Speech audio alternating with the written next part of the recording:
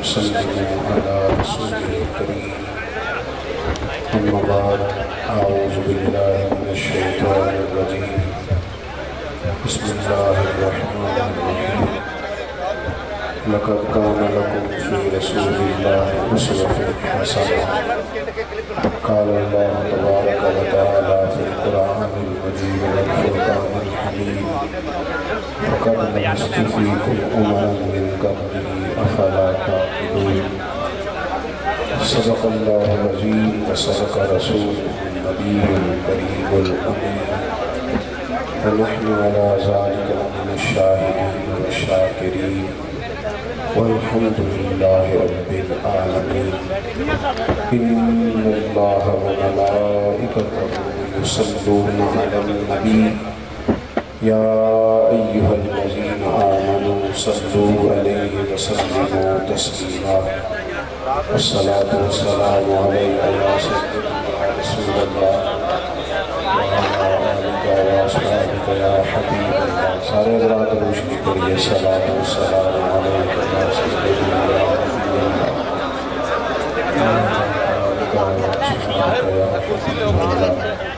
اللهم صل على سيدنا محمد الوجود والكرم وآلہ وصحبہ وبارک وسلم تمام تعریف اللہ تعالیٰ جل مجدہ کریم کے لیے درود و سلام نبی اکرم مجسم الشفیع المعظم احمد مصطفیٰ جناب محمد مصطفیٰ صلی اللہ علیہ وسلم کی ذات والا صفات کے لیے دو صلاۃ کے بعد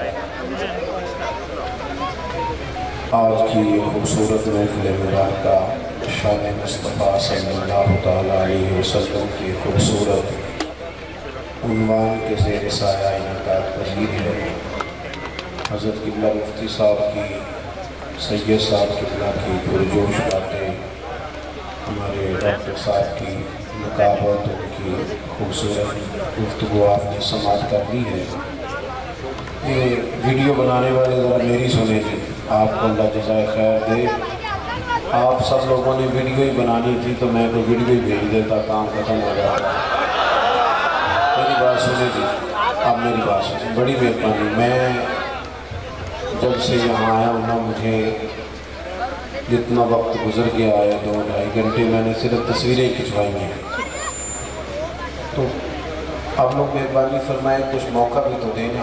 ہم کوئی برانڈ تو نہیں ہے نا کہ ہمارے ساتھ فوٹو کھنچوا لیں، کام ختم ہو جائے۔ ہماری بات سنیں، ہم کوئی پیغام لیے، 7 گھنٹے کا سفر ہے، کہیں سے چلیں، کچھ کہہ رہے ہیں۔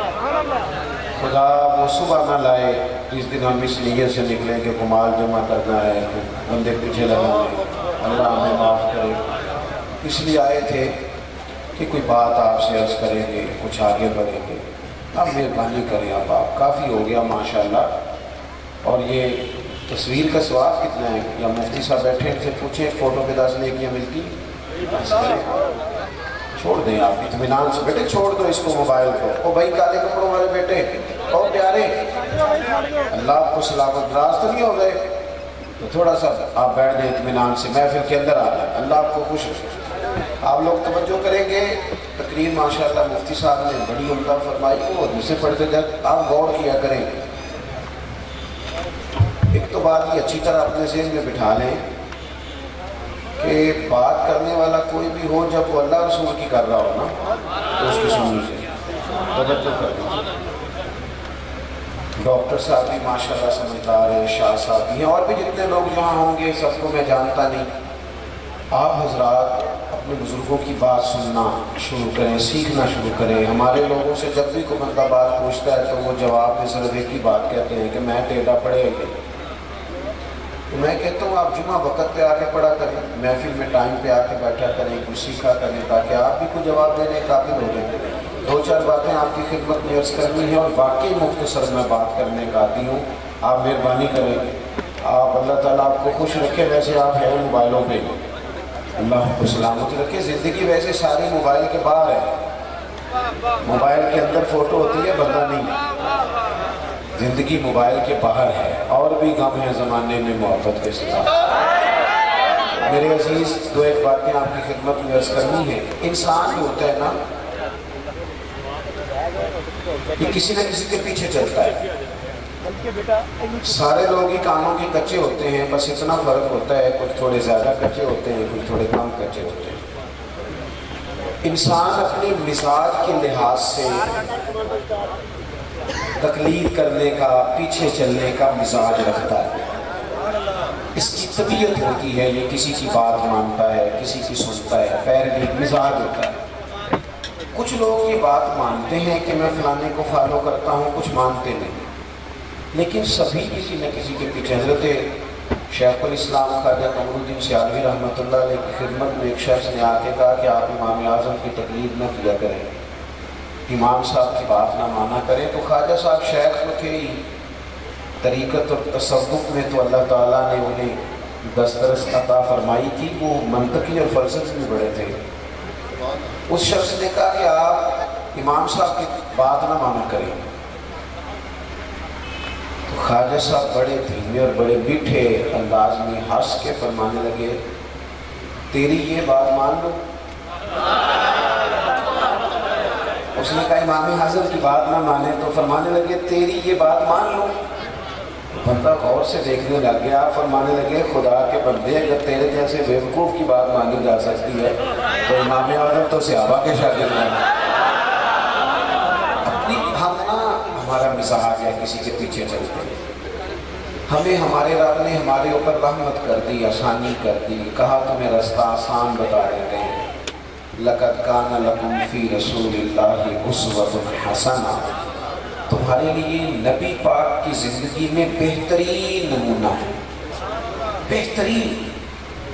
آپ پڑھیں لوگوں کو, آپ کسی شخص کو پڑھیں گے, پھر اس پر جو تنقید ہو رہی ہوگی وہ تنقید برائے تنقید ہو یا تنقید برائے تعمیر ہو, آپ جب اس تنقید کو پڑھیں گے تو کہیں نہ کہیں آپ کو لگے گا کہ اس بندے میں قباحت بھی ہے, اللہ والوں کو چھوڑ کے. لیکن رسول پاک صلی اللہ علیہ وسلم کی ذات ایسی ہے کہ آپ حضور کو جس جہت سے بھی پڑھیں گے, جس انداز میں بھی پڑھیں گے, آپ کا کلیجہ ٹھنڈا ہوگا, دل کو اطمینان ہوگا, ذہن مطمئن ہوگا, اور اللہ تعالیٰ سینے کو فراخی عطا فرمائے گا. ہمارا کیونکہ زیادہ تر مزاج جذبات میں رہنے کا ہے, طبیعت اس طرح کی ہے, ہم کچھ چیزوں کو باریک بینی سے سوچتے نہیں, گہرائی میں نہیں اترتے. رسول پاک صلی اللہ علیہ وسلم کو اللہ نے بڑی شانیں عطا فرمائی, حضور کو اللہ نے بڑی عظمتیں عطا فرمائی, بڑی. اللہ کے رسول صلی اللہ تعالیٰ علیہ وسلم امام الانبیاء ہیں. دیکھیں نا, کوئی آدمی کسی جماعت کی ایک چھوٹی سی تحصیل کا صدر ہوتا ہے تو وہ کارڈ بنوا لیتا ہے, اور اس کو اس نے کئی جگہوں پہ لکھوایا ہوتا ہے کہ میں صدر ہوتا ہوں. کہ میں گھومتا ہوں دنیا میں تو لوگ اپنا کارڈ دیں گے نا تو فوراً پہ میرا بھی مانگتے ہیں, تو میں کہتا ہوں میں نے تو کبھی بنوایا ہی نہیں, ضرورت نہیں پڑی, کبھی بنوایا ہی نہیں. کارڈ کی کیا ضرورت ہے؟ اگر خوشبو ہو تو وہ آ جاتی ہے, اسے بتانا تھوڑی پڑتا ہے کہ میں خوشبو ہوں. تو ہوتا یہ ہے کہ چھوٹی سی تحصیل کا ایک شخص ہو, کسی جگہ اسے کوئی نمائندگی ہے تو وہ بات کرتا ہے, ہم تقریریں کر دیتے ہیں, آپ لوگ سن لیتے ہیں, ذرا غور تو کرے کیا کہہ رہا ہوں. کائنات میں سب سے بہترین انسان نبی اور رسول ہوتے ہیں, اور اللہ نے اپنے محبوب پاک کو نبیوں کا امام بنایا ہے. اس فضیلت کو سمجھیں. یہاں نا جو لوگ لاڈلا کہلاتا ہے نا تو بندہ کہ میں لاڈلا ہوں, ویسے یہاں لاڈلے بدلتے رہتے ہیں, کبھی کوئی لاڈلا ہوتا ہے, کبھی کوئی لاڈلا ہوتا ہے, ایسے یہاں لاڈلے بدلتے ہیں. لیکن جو لاڈلا ہوتا ہے نا وہ بتاتا بھی ہے کہ میں لاڈلا ہوں, اور کسی کا بھی کوئی لاڈلا ہو جائے تو وہ ناز نخرے دکھاتا ہے. رسول کریم اور رب کے لاڈلے محبوب. لیکن جو بات میں نے آپ کی خدمت میں عرض کر دی, آپ اس پر توجہ کریں گے. حضور امام الانبیاء ہیں, اللہ کے محبوب ہیں. نبی پاک علیہ السلام کا پتھروں نے کلمہ پڑھا ہے. چاند حضور کے اشارے پر ڈوبتے ہوئے واپس لوٹ آیا ہے, سورج ڈوبتے ہوئے آ گیا ہے, چاند کے 2 ٹکڑے ہوئے ہیں. یہ ساری حضور کی شان ہے. اللہ نے اپنے محبوب کو معراج عطا فرمائی ہے. لیکن ملت کے جوانوں, آپ کو پتہ ہے ہمارے نبی پاک کا سب سے پہلا تعارف کیا ہے؟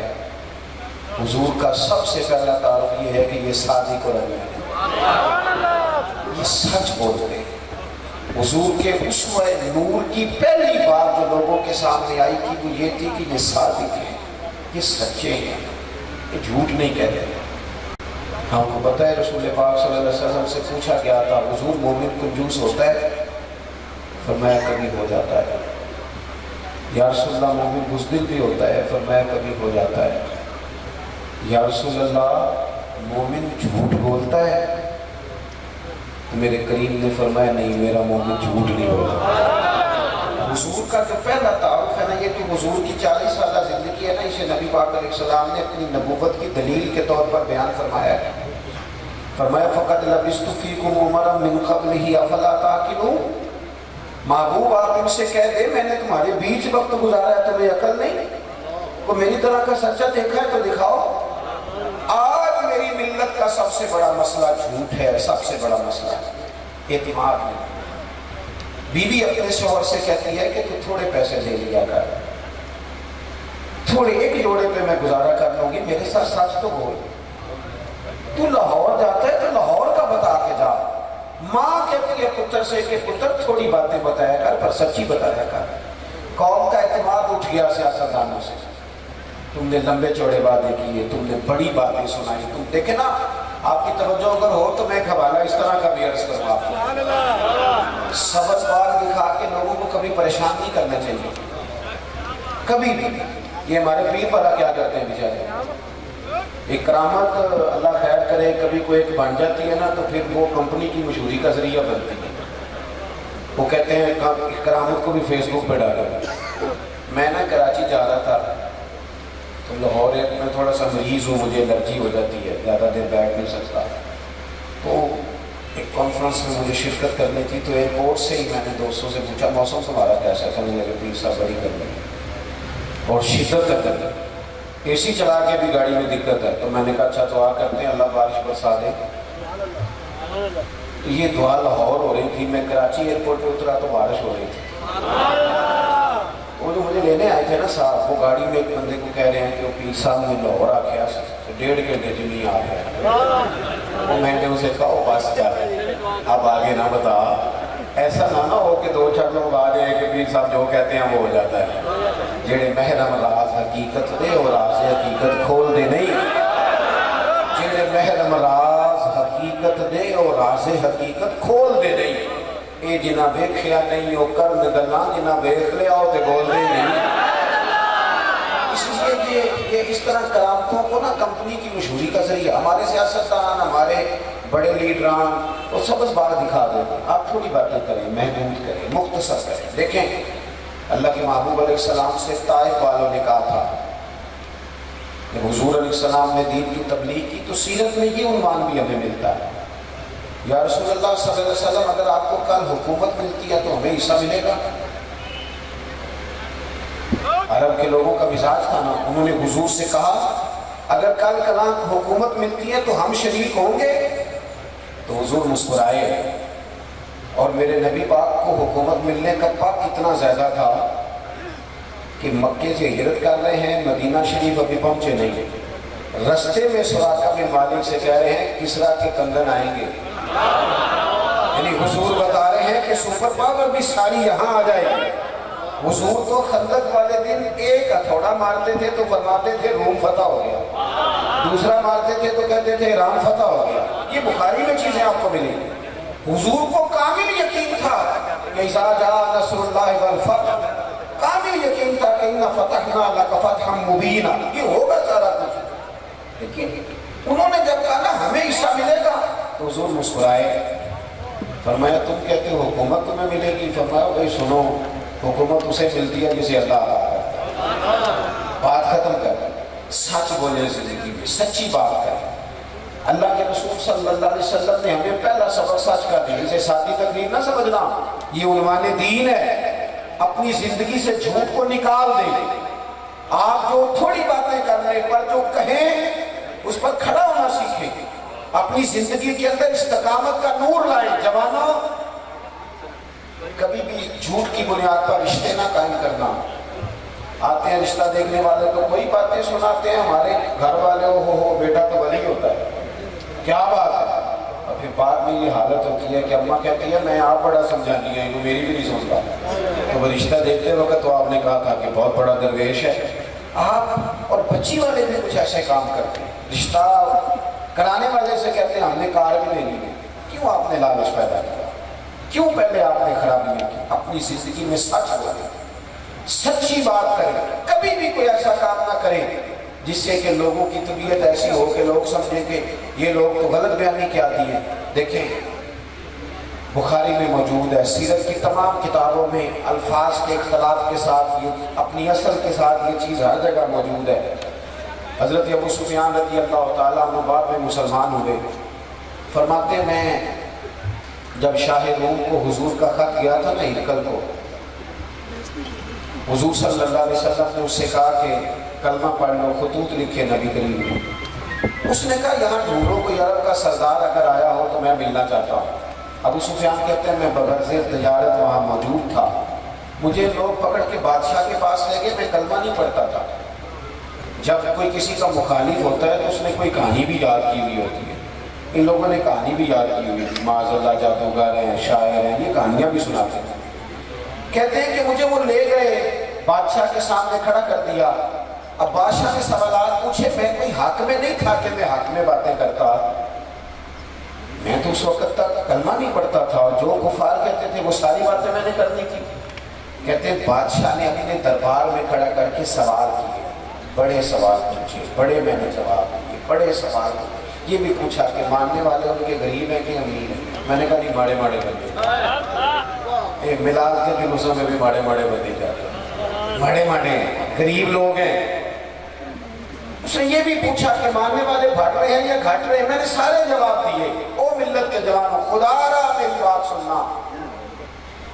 ابو سفیان کہتے ہیں غیروں کا دربار، سوال کرنے والا بھی کلمہ نہیں پڑھتا، ابھی جواب دینے والا بھی کلمہ نہیں پڑھتا۔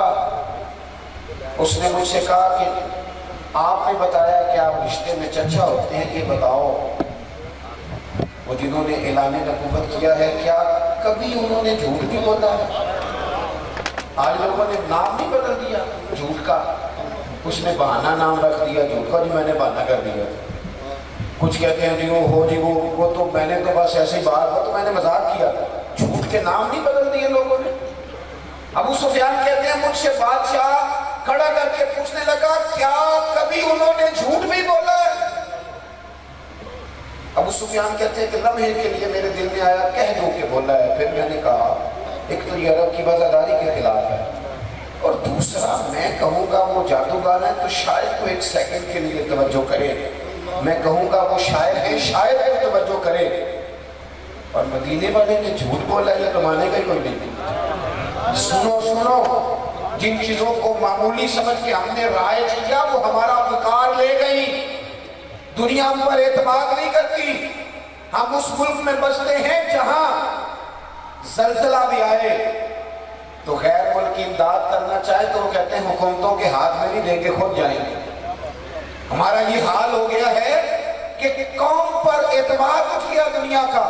ہمیں پلٹنا ہے، ہم نے دیکھنا ہے ہمارا رویہ کیا ہے، ہمارا انداز کیا۔ تھوڑی کر لیں باتیں، کوئی ضروری ہے صبح شام بولنا، تھوڑے کر لیں باتیں، تھوڑے دعوے کر لیں، کوئی ضروری ہے؟ سنو میرے عزیز، ابو سفیان کہتے ہیں کہ اس نے کہا کبھی جھوٹ بھی بولا ہے؟ میں سوچ میں پڑ گیا۔ بادشاہ نے پھر دہرا کے کہا سردار چپ کر گئے ہو، میرے آخری سوال کا جواب دو، کیا کبھی اس کریم نے جھوٹ بولا ہے؟ ابو سفیان کہتے ہیں میرے ہاتھ میں چھڑی تھی، میں نے وہ زمین پر رکھی اور میں کھڑا ہو گیا۔ میں نے کہا سردار سن، وہ میرے رشتے میں بھتیجے ہیں، میری بڑی مخالفت ہے، میں نے ان کے خلاف جنگیں لڑی ہیں، کبھی وہ غالب آئے کبھی میں غالب آیا، آج تک میں لڑ رہا ہوں، لیکن میں ایک بات تمہیں ذمہ داری سے کہتا ہوں، میں غیر نہیں ہوں، وہ میرے بھتیجے ہیں۔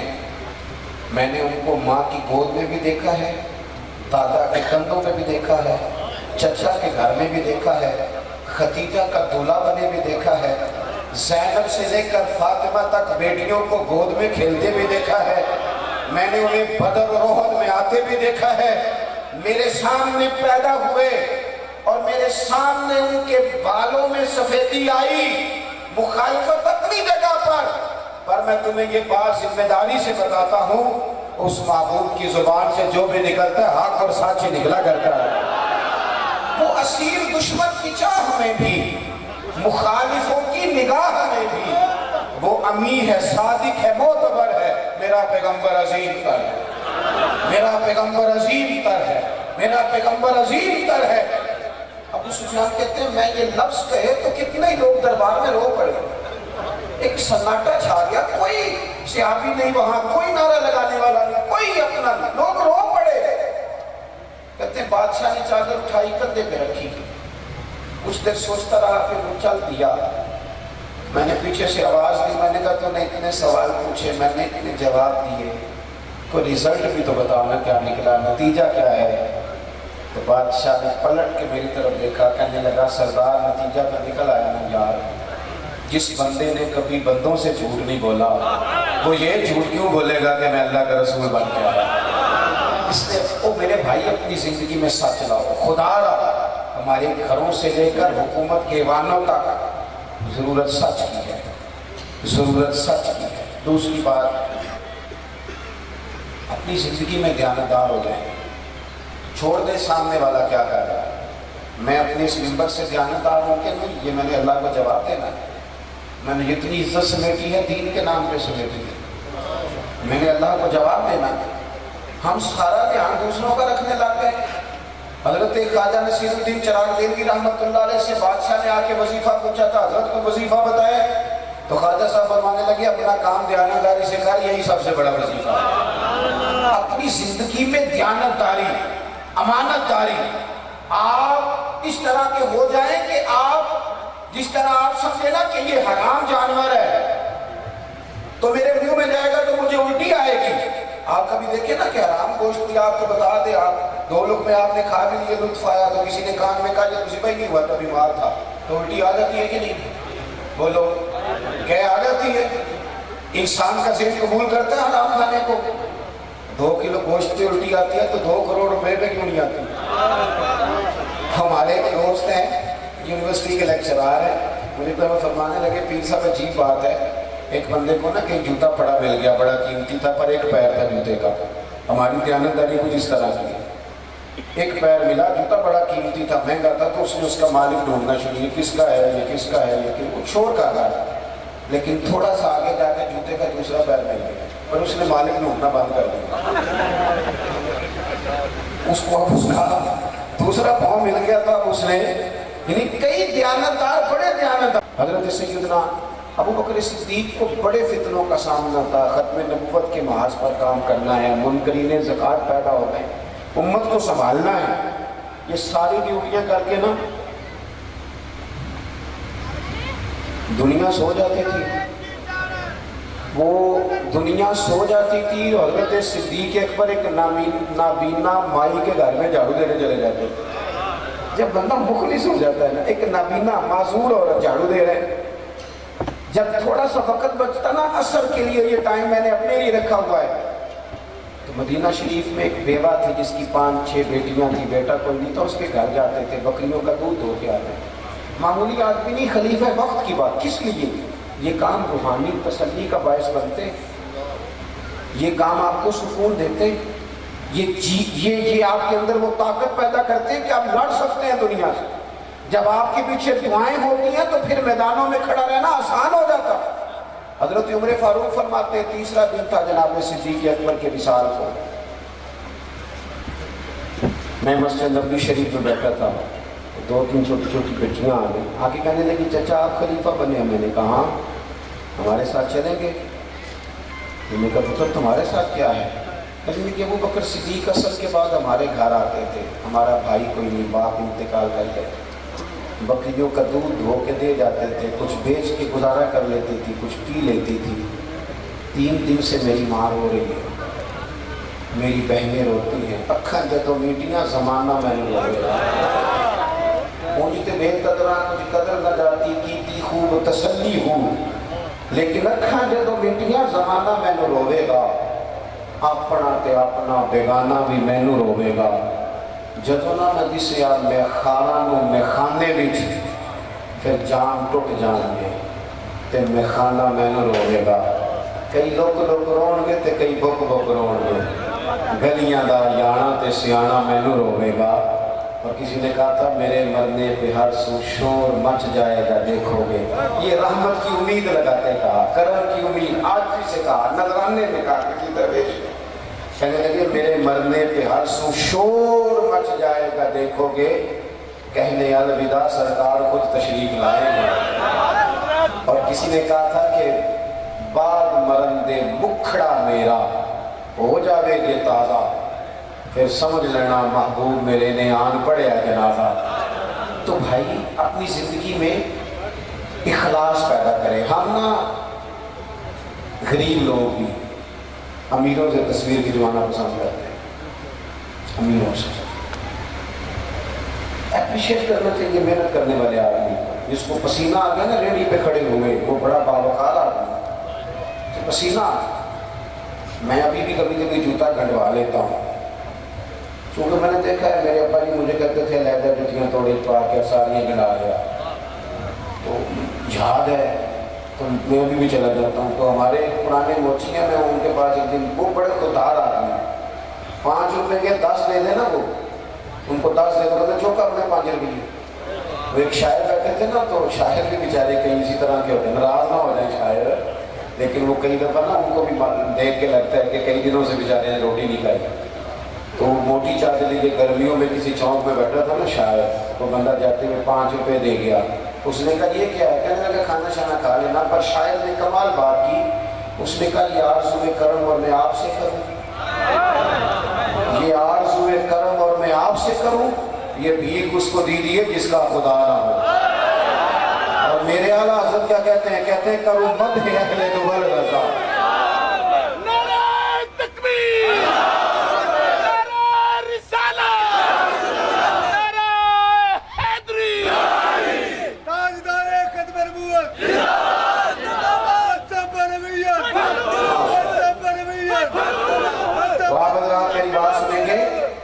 اپنی زندگی میں اخلاص لائیں، للہیت لائیں۔ چوتھی بات سنیں، اور میں اسی پر بات سمیٹنے کی کوشش کروں گا۔ اللہ کے رسول صلی اللہ علیہ وسلم کی سیرت مبارکہ میں جو چیز آپ کو بڑی نظر آئے گی نا، وہ احساس ہے۔ جب سینے آہستہ آہستہ سخت ہونے لگ جاتے ہیں نا، ہم نا کچھ باتیں سوچ کے اپنے آپ کو سخت کر لیتے ہیں۔ ہمارا جب ایسا جو نیا بھرتی ہوتا ہے وہ خدمت کے جذبے سے آتا ہے، وہ کہتے ہیں میں نے سارے کام صحیح کر دیں۔ پھر اس کو نا آہستہ آہستہ پتہ لگنے لگ جاتا ہے کہ کچھ لوگ جھوٹا پرچہ بھی درج کراتے ہیں، اسے پھر آہستہ آہستہ پتہ لگنے لگ جاتا ہے کہ یہ سامان ان کا تو گیا تھا 1.5 لاکھ کا، تو انہوں نے 6 کیوں لکھوایا ہے۔ پھر کچھ وہ پھر سخت ہونے لگ جاتا ہے۔ لوگوں کو دیکھ کے سخت نہ ہو، سخت نہ ہو۔ پھر آپ کے پاس بڑی باتیں، مجھے ایک دفعہ ایک صاحب نے کہا آپ کو تقریب پہ بلانا، پیسے کتنے لیتے ہیں؟ میں نے کہا دے دو 1.5-2 کروڑ روپیہ۔ مجھے تو بہت زیادہ نہیں، تو میں کیا بکنا تو پھر بندہ چاہے نہ بکے۔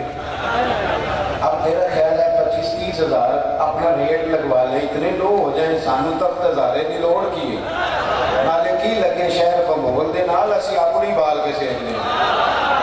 میں بہت بڑا مدرسہ شروع کیا، باہر گلا نہیں لگایا۔ مجھے ایک ساتھ کہنے لگے خیر دے ہے تو ہم پیسے کتوں دے دیں؟ میں کہ اٹھو جتوں دے نظر نہیں ہوندے۔ فاضل بریلوی کہتے ہیں کرو مدح اہل دول رضا، اور پڑے اس بلا میں میری بلا، میں گدا ہوں اپنے کلمے کا، میرا دین پارا ہے نام، اور کون دیتا ہے دینے کو منہ چاہیے، دینے والا ہے سچا۔ میں نے تو معذرت بھی کرنی تھی، میرا خیال ہے کہ 35 سے 37 کے بیچ لوگ ایسے تھے یہاں سے جو آج صبح سے سر شام تک فون کرتے رہے کہ آپ نے چائے ہماری طرف پینی ہے، کھانا ہماری طرف کھانا ہے۔ میں دوستوں سے اکثر کہا کرتا ہوں کہ میرے ساتھ ہوتے ہیں، میں کہتا ہوں کہ لوگ تلاش کرتے رہتے ہیں، ڈھونڈتے رہتے ہیں کہ رات رہنے کو جگہ ملے، اور ہمارا یہ حال ہے کس نام پہ؟ رسول اللہ کے دین کے نام پہ، حضور کے دین کے نام پہ۔ اپنی زندگی میں احساس پیدا کریں۔ اگر آپ سخت ہو سکتے ہیں، کچھ بھی کہہ کے سخت ہوتے ہیں، کچھ بھی کہہ کے۔ مجھے میرے سبھی کہتے رہتے ہیں 7-8 گھنٹے کا آپ سفر کر کے جاتے ہیں تو آپ فوٹو والوں کو سختی کریں، آپ نے کسی سے نہیں ملنا، میں نے ذرا آرام کرنا ہے، میں نے تھوڑا لیٹنا ہے۔ تو میں کہتا ہوں یار اپنی اوقات بھی تو ہمیں دیکھنی چاہیے، کون کسی کو ملتا ہے؟ کوئی اور ہے احساس پیدا کریں قوم کا، اپنے دل میں احساس لائیں۔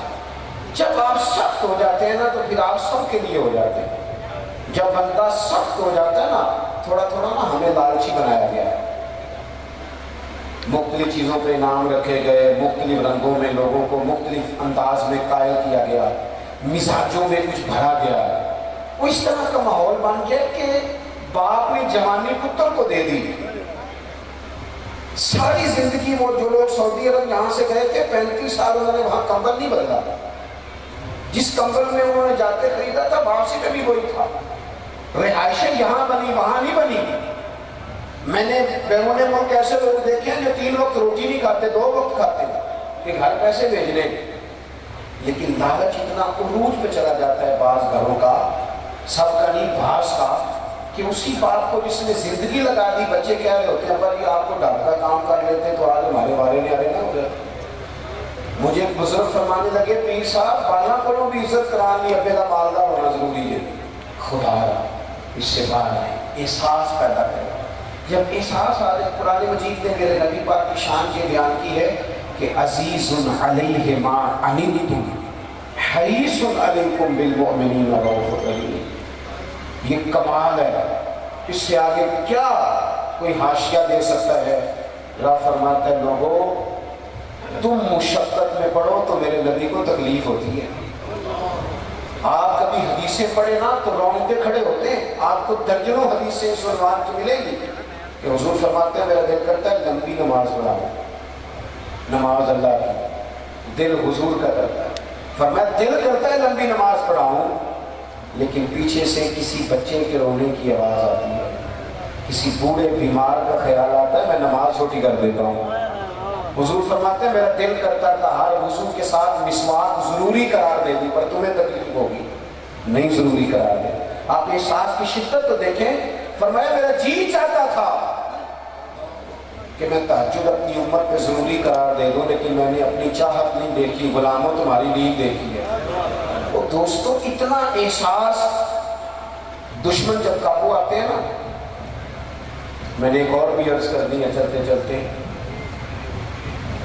جو سیاسی فرقہ واریت ہے نا آج ملک کے اندر، آپ جس جماعت کو ٹھیک سمجھا آپ نے آپ وہاں چلے گئے، جس نے جس کو ٹھیک سمجھا، لیکن ہم سب سے پہلے مسلمان ہیں، اس کے بعد پاکستانی ہیں۔ ہمیں اخلاقیات کا دائرہ کبھی نہیں چھوڑنا۔ اختلاف کے بھی آداب ہوتے ہیں، اختلاف جس سے بھی کریں دلیل کی حد تک کریں، اس کی ذات تک اتر کے نہیں۔ مہذب قومیں یہ کام نہیں کرتی۔ حضرت ابو ایوب انصاری نے حضرت عمر سے اختلاف کیا اور سخت کیا، کہا جناب یہ آپ نے، حضرت عمر کو بات کرنے لگے تو حضرت ابو ایوب انصاری کھڑے ہو گئے، کہنے لگے یا حضرت ابو ذر غفاری کھڑے ہو کے کہنے لگے نہ آپ کی بات مانیں گے نہ آپ کی اطاعت کریں گے۔ فرمایا میں نے کیا کیا؟ وہ کہنے لگے چادر تو ایک ایک بٹی تھی، تو آپ نے اسی چادر کا کرتا اسی کا دامن کیسے بنا لیا؟ حضرت عمر فاروق نے انہوں نے سوال کیا تھا، حضرت عمر نے دلیل دی، فرمایا میرے بیٹے سے پوچھو۔ حضرت عبداللہ ابن عمر کہنے لگے کہ چادر چونکہ مجھے بھی ملی تھی میں نے اپنے ابا کو دے دی، لہذا کرتا بھی بن گیا۔ اور اب ہمارے ہاں نا دلیل ملنے پر بھی لوگ اعتراض نہیں چھوڑتے، کیونکہ ذاتی ہوتا ہے نا، دلیل تک تو اختلاف ہوتا نہیں۔ او میرے بھائی، اختلاف کے بھی آداب ہونے چاہیے۔ تو کسی نے کہا تھا کہ تعلق توڑ دینے کے بھی کچھ آداب ہوتے ہیں، کسی کو چھوڑ دینے کے بھی کچھ آداب ہوتے ہیں، اور کسی نے کہا تھا کہ قاتل کو کوئی قتل کے آداب سکھائے، دیکھو دستار کے ہوتے ہوئے سر کاٹ رہا، کوئی ایک چیز چھوڑ دے۔ ہمارے ہاں اتنی شدت ہو گئی اور بچے ہمارے ورکر سیاسی جماعتوں کے خدا آپ نے یہی بسنا ہے، یہی رہنا ہے، یہ آپ کے اپنے لوگ ہیں، مہربانی کریں آپ ضرور ہائی لائٹ کریں کسی کی غلطی، لیکن دائرہ تہذیب کبھی نہ چھوڑیں۔ کبھی میں نے تو ایک دو اینکر ایک دو دفعہ ملے، میں نے ان سے کہا مہربانی کریں آپ کیا مزہ لے رہے ہیں آپ قوم کو تقسیم کر کے، خدا را کچھ سوچیں۔ آپ کا شوگر لگا ہوا ہے اور یہاں غریب کا یہ حال ہے کہ یہ ابھی عید آ رہی ہے نا، ہم نے بھی کچھ نیکیاں بند کر دی ہیں بعض چیزوں پہ۔ یہ رمضان شریف گزرا نا، میرے جیسے آدمی کو لوگ نیک سمجھتے ہیں اور اپنے ٹکڑے سناتے ہیں۔ یہ رمضان گزرا ہے تو بیٹیوں کی شادیاں شروع ہوئی ہیں، اب لڑکوں والے تو نیک ہو گئے، اب تو وہ جہیز ہی نہیں مانگتے۔ یہ خبر پتہ ہے آپ کو؟ ਮੁੰਡੇ ਵਾਲਿਆਂ ਦਾਜ ਮੰਗਣਾ ਛੱਡਤਾ ਜੀ, ਅਨੇਕ ਹੋ ਗਏ।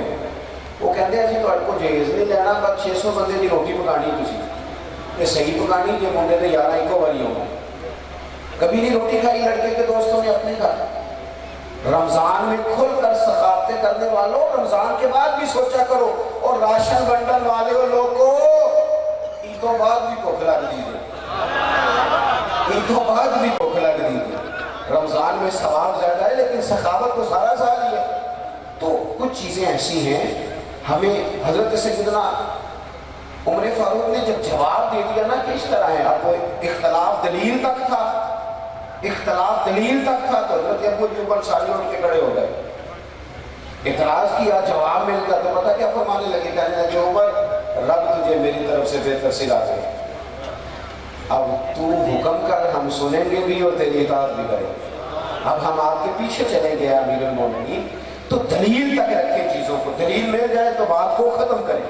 تو میرے بھائی احساس اپنی طبیعت میں جب ہم پیدا کرنے لگیں گے، احساس بڑی مشکل ہے غریب کی زندگی۔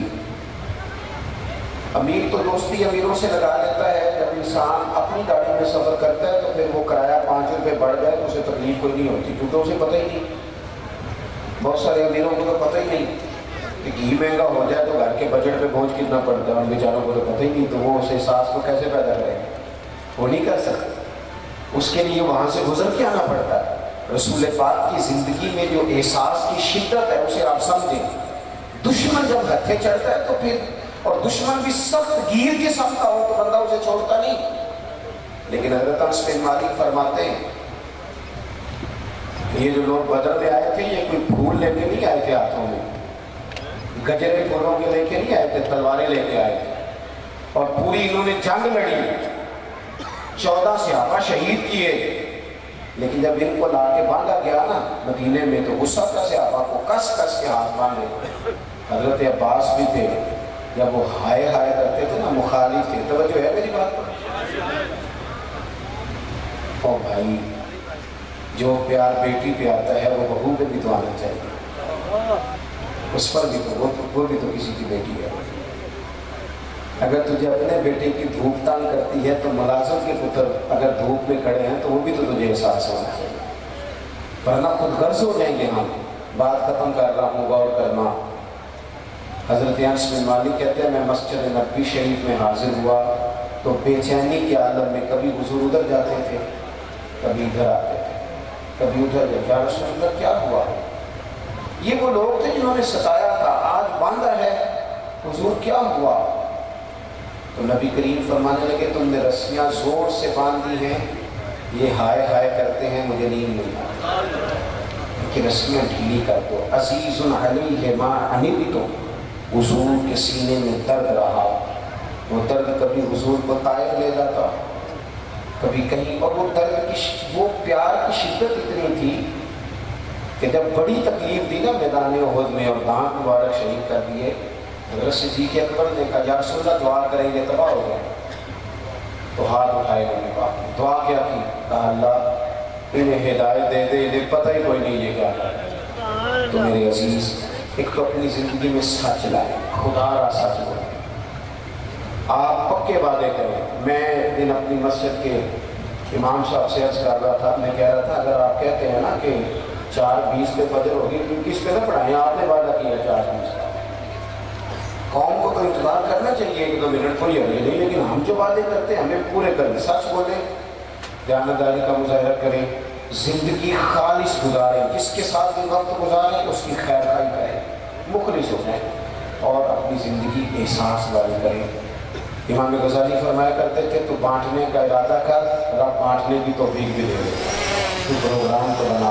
اللہ کی بارگاہ میں دعا کرتا ہوں یہ نواب نے اتنا سارا پنڈال اتنی محبت اور جد و جہد سے سجایا ہے، اللہ تعالیٰ نے دین دنیا کی برکتیں عطا کرے، ہم سب کو دولت اخلاص عطا فرمائے۔ آخر دعوانا الحمدللہ۔